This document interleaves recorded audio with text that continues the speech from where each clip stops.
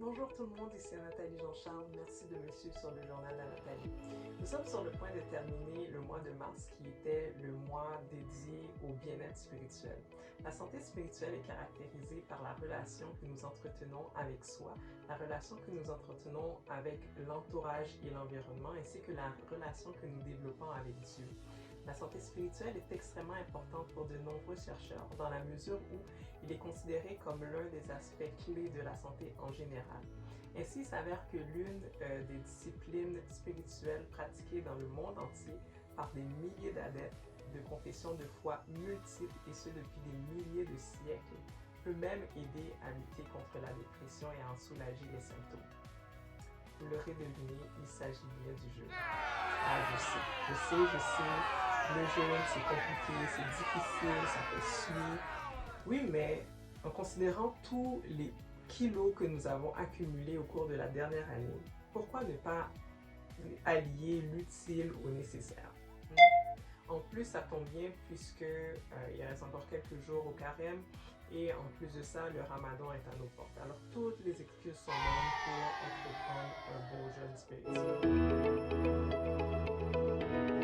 C'est en discutant avec plusieurs personnes qui ont vécu des moments difficiles au cours des derniers mois, des périodes de détresse psychologique, je m'excuse, intense, que je me suis dit que ça valait la peine en fait de parler des vertus du jeûne qui sont encore bien méconnues. Jeûner procure des bienfaits physiologiques, oui, et psychologiques qui sont désormais reconnus par le corps médical et scientifique. D'un point de vue physiologique, on peut observer par exemple une peau et des cheveux renouvelés, d'apparence saine, une perte de poids. On peut aussi observer, étant donné que le système digestif est au repos, mais un système digestif qui est reboosté, si je pourrais dire ça, donc qui fonctionne mieux. Une meilleure santé cardiovasculaire est aussi associée aux bienfaits qu'on peut dénombrer parmi les bienfaits physiologiques de jeûner. Et il y a aussi une diminution des douleurs rhumatiques que certaines personnes peuvent ressentir, les personnes qui souffrent de troubles rhumatiques peuvent ressentir lorsqu'elles jeûnent.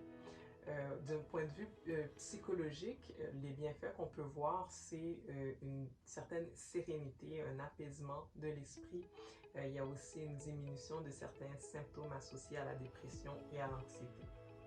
Bien que tous ces bienfaits puissent nous encourager à entreprendre un jeûne, le chrétien ne devrait pas uniquement jeûner pour perdre quelques kilos en trop ou pour obtenir une peau éblouissante d'apparence saine.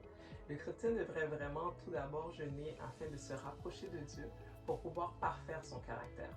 En effet, le principe derrière le jeûne spirituel est de créer de l'espace dans sa vie afin d'accueillir Dieu et ensuite d'être mieux à l'écoute de ce qu'il a à nous dire dans le but qu'il puisse nous révéler les points sur lesquels nous devrions travailler avec lui pour pouvoir nous améliorer. J'aimerais maintenant aborder avec vous quelques astuces qui pourraient vous aider à mieux préparer votre jeûne. Lorsqu'on décide de jeûner, c'est vraiment très sage de s'y préparer.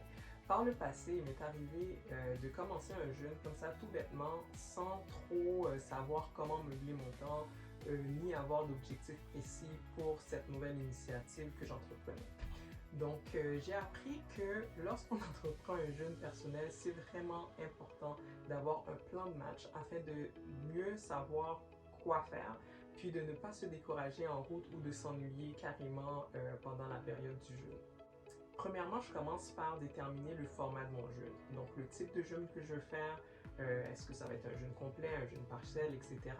La durée du jeûne, donc les dates, les heures, quand est-ce que ça commence, quand est-ce que ça finit, les paramètres et les restrictions associées à ce jeûne-là. Donc, qu'est-ce qui est permis pendant le jeûne, qu'est-ce qui n'est pas permis, dans quelle mesure c'est permis, dans quelle mesure ce n'est pas permis.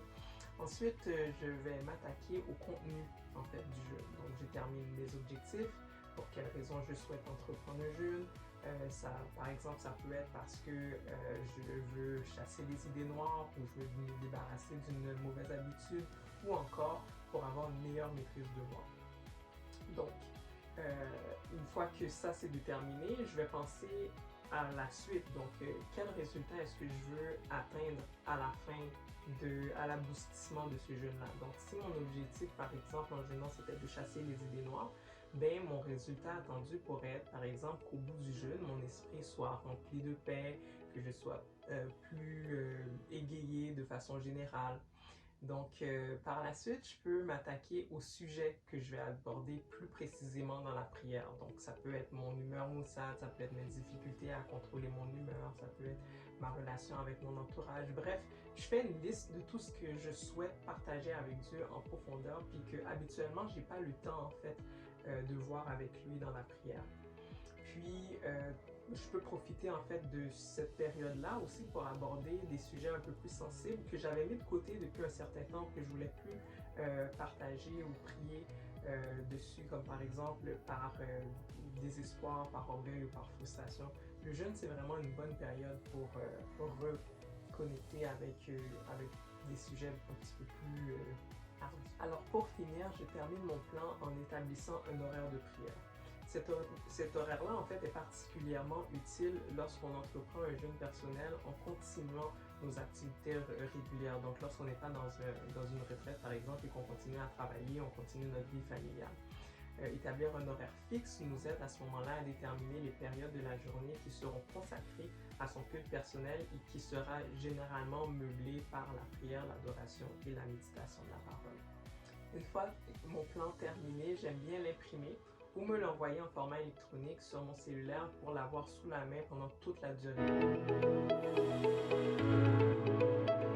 Hormis la Bible, une application en ligne pour suivre des plans de lecture, des livres spécialisés aux besoins et un plan de jeûne, j'aime bien avoir aussi un carnet de prières pour y consigner des prières, des révélations, des visions, des rêves ou des paroles que j'ai reçues pendant cette période-là. Aussi, vous pourrez télécharger gratuitement un modèle pour l'élaboration de votre jeûne dans la section Onguent du journal. Quelle qu'en soit l'étendue ou la durée de son jeûne, c'est vraiment pertinent de s'y préparer en réfléchissant aux différentes astuces qui pourront nous aider à tenir bon jusqu'au bout de notre engagement. Donc, par exemple, se brosser les dents plus souvent pendant le jeûne, ça peut nous aider non seulement à combattre la mauvaise haleine associée à la faim, mais ça aide aussi à couper la faim. En notant évidemment qu'on ne se rabatte pas sur la pâte dentifrice pour se substanter. Se maintenir hydraté aussi en buvant beaucoup d'eau, ça peut aider à avoir des migraines par exemple. Donc l'idée c'est vraiment de penser à des choses qui pourront nous aider, qu'on sait qui nous aident en général lorsqu'on peut avoir des fringales ou des faims, qu'on mette en place ces astuces-là une fois qu'on est en jeûne. Alors lorsqu'on jeûne, il faut constamment évaluer son comportement, son attitude, ses émotions, la façon dont nous agissons avec les autres et avec son environnement. Il faut choisir l'humilité, la douceur, le service, l'attention, la maîtrise de soi. C'est le fruit de l'esprit qui devrait dominer et non ceux de la chair. Je profite donc de chaque moment de culte pour évaluer la section de la journée qui vient de passer. Est-ce que j'ai été aimable avec mon entourage? Est-ce que j'ai été désagréable avec mes interlocuteurs? Ai-je réussi à maîtriser mes frustrations adéquatement? Aussi, à la fin de mon jeûne, je procède à un bilan en évaluant si mes objectifs ont été, oui ou non, atteints, si j'ai obtenu les résultats escomptés. Si ce n'est pas le cas, mais je remets tout simplement à Dieu, puis j'examine les notes de mon carnet pour voir qu'est-ce que j'en ai tiré finalement, quelles sont les visions, quels sont les rêves, qu'est-ce que j'ai reçu dans la prière ou dans la méditation.